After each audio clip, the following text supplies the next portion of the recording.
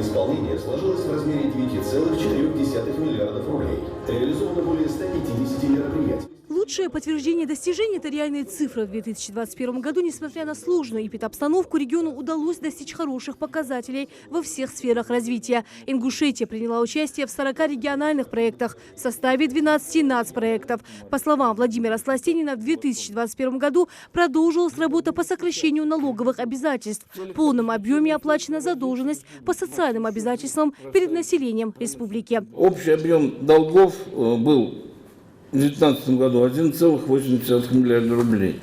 Мы их снизили до 6,3 миллиарда. В фильме было сказано по остальным цифрам. Скажу одно, что меры бюджетного принуждения осталось нашей республике оплатить один транш. Всего-навсего 800 миллионов рублей, которые будут оплачены в начале следующего года из бюджета республики, что позволит дальше уже республике более гибко подходить к вопросам развития. На сегодняшний день мы очень сильно ограничены этими мерами бюджетного принуждения по участию в развитии социальных объектов. Важным стало развитие реального сектора региона. Так, начиная с 2019 года в Ингушетии успешно реализованы инвестиционные проекты. Это первая очередь птицекомплекса «Южный». Здесь на сегодняшний день создано более 300 рабочих мест. Предприятие производит качественную продукцию из мяса и индейки. Еще один объект, который решает вопросы импортозамещения – это агрокомплекс «Сужа». В современных теплицах выращивают спелые томаты. Огромный проект тепличный комплекс агрокомплекса «Сужа». В первую очередь освоено объем инвестиций, в первую очередь составил 1 миллиард 700 миллионов. Создано 136 рабочих мест. На сегодняшний день решается вопрос, и вы, наверное, читали при приезде Новака посещения этого предприятия, о выделении централизованного кредита в размере почти 4 миллиардов на строительство второй очереди этого комплекса и 456 миллионов инвестиционного бюджетного кредита на строительство электростанции «Тихая». Значит, также были в строй введены лесоперерабатывающий комбинат «Мужичи», торгово-логистический центр в городе Карабулак. И вот на базе завода электродвигателей малой мощности было организовано производство обувной фабрики, которая вот брала марку Фелиджи Пеле. И ее мощность, только вдумайтесь, 6 тысяч пар обуви в день она может произвести, эта фабрика. Вот задача сейчас перед правительством стоит загрузить эту фабрику мощностями и создание опять рабочих мест, уплата всех налогов, акцизов в бюджет республики. Важным для региона стали Дни Ингушетии в Совете Федерации. Республика озвучила свои проблемы и получила помощь от федерального центра. Возможность представить республику, оголить проблемы и решить задачи, и показать все свое культурное наследие, представляется всего-навсего 6 раз в год, 6 республикам. То есть если из 85 республик до нас дошла очередь, но вот с помощью и главы республики, и наших сенаторов мы смогли такое провести очень мощное всероссийское такое мероприятие, что позволило некоторые вещи сдвинуть с мертвой точки, такие как водоснабжение, водоотведение, та же самая кредиторка. То есть нас услышали и увидели. Владимир Сластенин отмечает, в отчетном периоде сохранилась положительная динамика развития сельскохозяйственного комплекса. В 2021 году увеличился объем продукции сельского хозяйства на 18%. По темпам роста по этому показателю Ингушетия занимает второе место в СКФО. Объем продукции животноводства вырос на 20%, растениеводства на 48%. Вы знаете, что впервые у нас были закуплены и мелкий рогатый скот, и крупный рогатый скот, что позволило развить практически новую отрасль, которая ведет за собой и шерстяное производство, и это обеспечение республики собственным сырьем,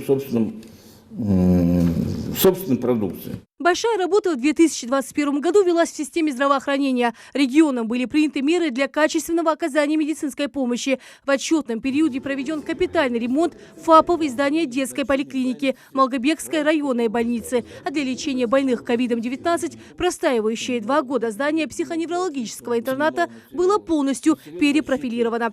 Целый корпус медицинского учреждения непрофильного типа, а мы не могли оказать в Малгобеке качественные услуги. Там до сих пор вот эта вот больница очень старенькая, 61 года. И правительство после обращения главы в лице Голиковой договорились между двумя ведомствами, что все-таки нам передали эту психоневрологическую больницу, и жители Малгобека сейчас знают, в каких условиях там происходит лечение. Чистые палаты, по 2 человека, прекрасные условия. Это тоже является вот достижением этого медицинского прорыва. Качество медицинских услуг удалось улучшить благодаря современному оборудованию, которое было закуплено по поручению главы республики. Сократить время пути к больному помогают сегодня современные кареты скорой помощи. На сегодняшний день у нас завершается строительство психоневрологического и наркологического диспансера со стационаром в сельском поселении Плиево, инфекционного отделения детской республиканской больницы на 60 мест. Вот вы видите, строительство идет активно, и я думаю, уложимся в сроки. Начато строительство Кантовской участковой больницы. Положительным итогом работы системы здравоохранения стало сохранение позитивной демографической ситуации. У нас одни из лучших показателей по рождаемости и естественному приросту. В приоритете для региона это качественное образование детей. Так, начиная с 2019 года в республике построено и реконструировано 13 школ и 15 детских садов. Созданы современные центры образования и установлено новейшее оборудование. На базе 71 общеобразовательного заведения созданы центры образования цифрового, гуманитарного профиля «Точка роста».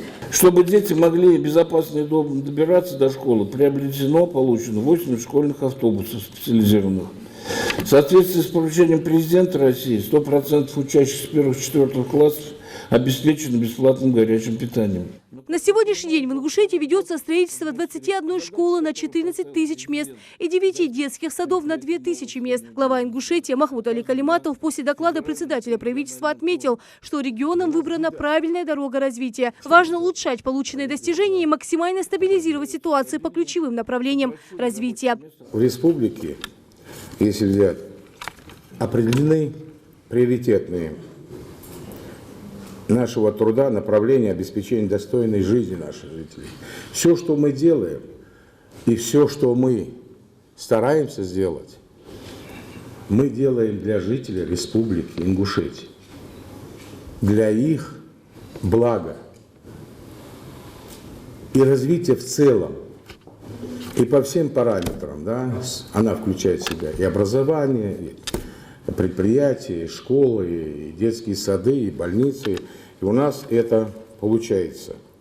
Стратегическая цель – быть в одном ряду с экономически успешными субъектами Российской Федерации. Махмуд Али Калиматов отметил, что региону важно решать задачи социально-экономического характера. Плохая платежная дисциплина тянет вниз развитие многих направлений.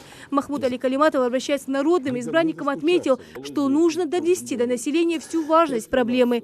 Я хотел бы, чтобы мы реальными делами тоже занялись. Реально. Мы должны говорить с людьми. Мы должны говорить с людьми и говорить: слушайте, вот мы просим, и подписал соглашение, представитель правительства, на 1 800 000 000. Да? Кредиторка подтвержденная, все. Но мне же задают вопрос. Махмуд Шарипович, 10 миллиардов у вас не оплата газа, а вы 2 миллиарда просите. Понимаете, соотношение. Если вы бахан дацелой, то есть они говорят, вы делаете не 17%, по России оплата газа 97%. 97%, у нас 17%. Поэтому вот эти вот вещи я хотел бы, чтобы сегодня мы ту работу, которую представитель правительства изложил, она, думаю, понятно вам, и действительно мы будем делать свою работу, и вы нам будете в этом помогать. Далее глава Ингушетии ознакомился с презентацией инвестиционного потенциала региона и продукции местных товаропроизводителей. Здесь представили также продукцию начинающих предпринимателей. В месяц сколько вы можете в частных владениях поставить около 150, я думаю, В месяц? В том цикле, который мы сейчас делаем. Ну я даже производство поставить потом, да? Да, производство мы через 2 года планируем запустить завод в Карбулаке. Организационные, юридические вопросы, оформление, кадастровые и все остальное, вам препятствие, если кто будет представить, кто-нибудь, все будет помогать вам. Глава Ингушетии ознакомился с продукцией птицекомплекса «Южный». Среди географии поставок предприятий не только наш регион, но и города Центральной России. У вас, он говорил, что откроют тут павильоны, по нашим населенным пунктам есть что-то у вас? Есть. Сколько? В магазине недавно открылось. Так, в Карбулаке есть много бейки. Рина Цычоева, Магомед Дидигов. Новости 24.